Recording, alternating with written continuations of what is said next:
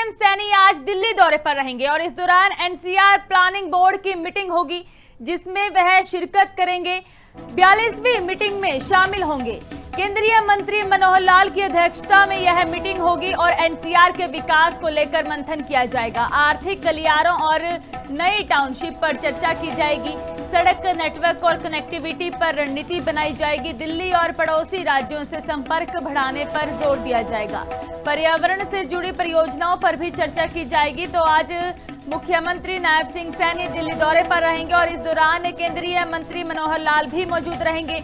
NCR planning board की 42वीं बैठक है जिसमें सीएम सैनी शिरकत करेंगे। क्षेत्रीय विकास के कई अहम मुद्दों पर इस दौरान विचार विमर्श होगा। आज की अहम मीटिंग है जिसमें मुख्यमंत्री नायब सिंह सैनी विशेष तौर पर पहुंचेंगे। पर्यावरण से जुड़ी परियोजनाओं पर चर्चा की जाएगी और केंद्रीय मंत्री मनोहर लाल की अध्यक्षता में यह मीटिंग होगी जिस मीटिंग में सीएम सैनी आज दिल्ली पहुंचेंगे। एनसीआर के विकास को लेकर मंथन किया जाएगा। एनसीआर के विकास को लेकर परियोजनाओं को लेकर चर्चाएं होंगी। आर्थिक गलियारों और नई टाउनशिप पर चर्चा की जाएगी।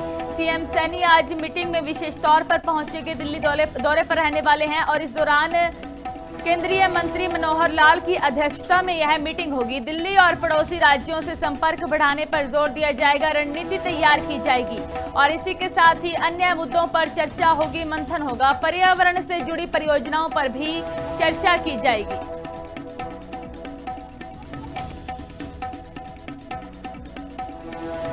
तो आज मुख्यमंत्री नायब सिंह सैनी दिल्ली दौरे पर रहने वाले हैं। एनसीआर प्लानिंग बोर्ड की 42वीं मीटिंग है जिसमें सीएम सैनी विशेष तौर पर शिरकत करेंगे और इस मीटिंग की अध्यक्षता केंद्रीय मंत्री और हरियाणा के पूर्व सीएम मनोहर लाल करेंगे। आर्थिक और अन्य गतिविधियों को लेकर अगली रणनीति को लेकर इस दौरान चर्चा की जाएगी। सड़क नेटवर्क और कनेक्टिविटी पर रणनीति बनाई जाएगी। दिल्ली और पड़ोसी राज्यों से संपर्क बढ़ाने पर जोर दिया जाएगा।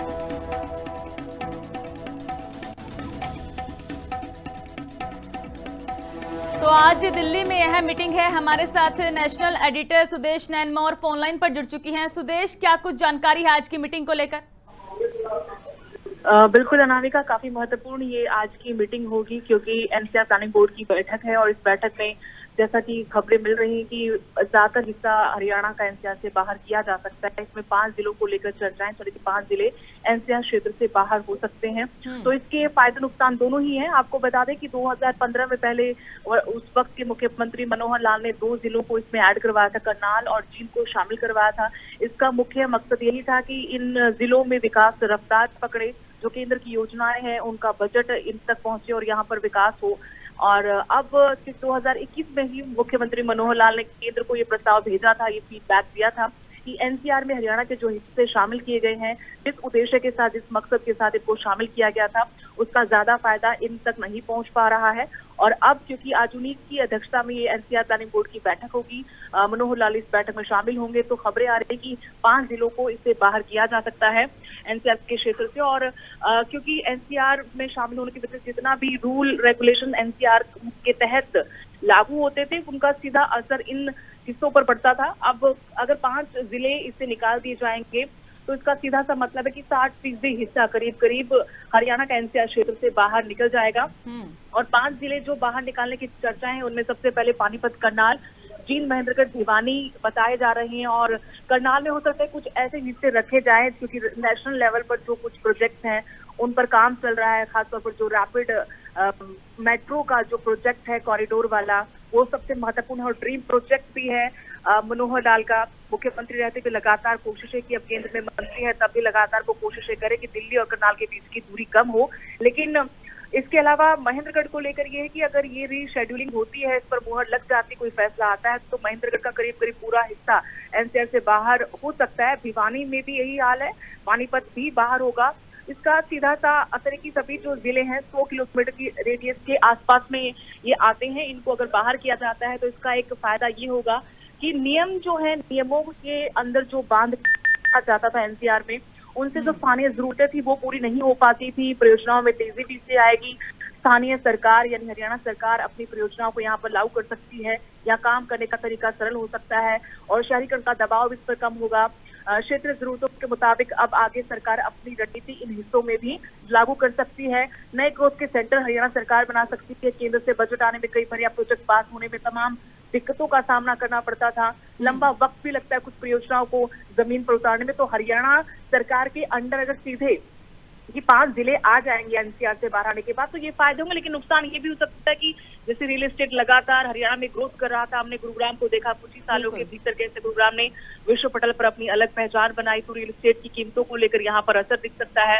और जो इंडस्ट्रियल जो इन्वेस्टमेंट आता है वो जरूर कम होगा। इसमें एक बड़ा नुकसान ये हो सकता है कि सेंटर से या फिर बाहर से एफडीआई के जरिए जो निवेश आता था उस पर असर होगा, फंडिंग प्रभावित हो सकती है, इंफ्रास्ट्रक्चर जो योजनाएं हैं उनमें सहायता में कमी आ सकती है, रोजगार वृद्धि कम हो सकती है, उस रफ्तार पर रोक लग सकती है। लेकिन जैसा कि एनसीआर से बाहर होने वाले जिलों के लिए राज्य सरकार को भी अब आगे कुछ महत्वपूर्ण कदम उठाने होंगे ताकि विकास की रफ्तार वहां पर कम ना हो।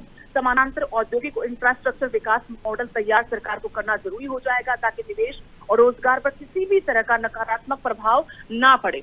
तो आज दिल्ली में एनसीआर प्लानिंग बोर्ड की बहुत महत्वपूर्ण बैठक है। अनामिका सीमा पुनर्निर्धारण का बड़ा मुद्दा इसमें रखा जाएगा। अगर सहमति राज्यों की इस पर बनती है तो हरियाणा के कई जिलों की विकास रणनीति हो, निवेश हो या फिर भविष्य की जो शहरी योजनाएं थी उन पर सीधा सीधा असर देखने को मिलेगा। और दिलचस्प बात यह कि 2015 में खुद मुख्यमंत्री रहते मनोहर लाल ने 2 जिलों को शामिल करवाया था। चर्चा है कि ये दोनों जिले भी एनसीआर से बाहर हो सकते हैं, इनका ज्यादातर हिस्सा एनसीआर से बाहर किया जा सकता है। और जैसा हम पहले मैंने बताया कि मनोहर लाल का उद्देश्य यही था कि इन हिस्सों को एनसीआर में शामिल करने के बाद विकास की जो गति है वो तेज होगी, लेकिन उसमें बहुत ज्यादा रफ्तार हमने देखी नहीं है। जींद भी एनसीआर का हिस्सा है, लेकिन जींद तक हमें अभी तक कोई ऐसा विकास देखा नहीं। उल्टा ये असर पड़ता है कि अगर एक छोटा सा एग्जाम्पल मैं देना चाहती हूँ कि सर्दियों के दिनों में नवंबर में जब यहाँ पर धान की कटाई होती है, धान निकलती तो पराली जलाने का एक बड़ा मुद्दा होता है, प्रदूषण बहुत ज्यादा फैल जाता है, दिल्ली का दम घुटने लगता है। उस वक्त जो वहां पर नियम लागू होते हैं दिल्ली में या फिर नोएडा में, वो सारे के सारे एनसीआर में भी लागू होते हैं। तो जींद तक उन नियमों को लागू करना पड़ता है। और हम जानते हैं कि जींद बहुत ज्यादा शहरी इलाका नहीं, ग्रामीण इलाका है, लोगों को खासी दिक्कतों का सामना करना पड़ता है। और ग्रैप 3 जब लगता है तो वहां पर निर्माण तक के काम रोक दिए जाते हैं। तो ऐसे में कुछ राहतें होंगी और कुछ नुकसान भी उन क्षेत्रों को उठाना पड़ेगा। अगर एनसीआर की आज की इस रीशेड्यूलिंग बैठक में फैसला होता है इन 5 जिलों को एनसीआर से बाहर निकालने का, लेकिन सरकार के पास अगर योजनाएं अच्छी होगी तो एनसीआर से भी तेज गति के साथ इन 5 जिलों का बाकी हरियाणा के हिस्सों के साथ विकास संभव है। ठीक है सुदेश, बहुत बहुत धन्यवाद हमारे साथ जुड़ने के लिए, जानकारी देने के लिए। इस पूरी मीटिंग को लेकर अहम फैसलों पर आज मोहर लगाई जा सकती है, तो आज इस मीटिंग में कई बड़े फैसले लिए जा सकते हैं। केंद्रीय मंत्री मनोहर लाल की अध्यक्षता में यह मीटिंग होगी। कई विकास परियोजनाओं को लेकर चर्चा हो सकती है, क्षेत्रीय विकास को बढ़ाने के लिए जोर दिया जा सकता है।